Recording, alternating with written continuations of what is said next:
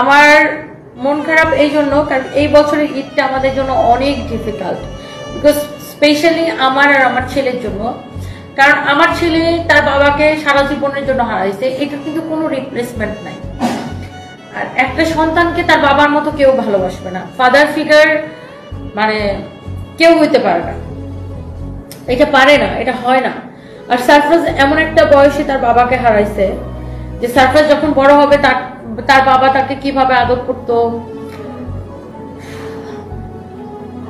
এগুলো বলতে গেলে আসলে আমি ইমোশনাল হয়ে যাই। মানে লাইক থাকে না যে সারফরাজের বয়স অনেক ছোট, 5 বছরের একটা বাচ্চা, ওর বাবা ওকে কত আদর করতো, ও সারাক্ষণ ড্যাডি ড্যাডি ড্যাডি ড্যাডি, ওদের বন্ডিংটা কত ভালো ছিল। সারফরাজ যখন বড় হবে তখন কিন্তু সারফরাজের এটা মনে থাকবে না। এইটা ভাবলে আসলে মানে অনেক খারাপ লাগে।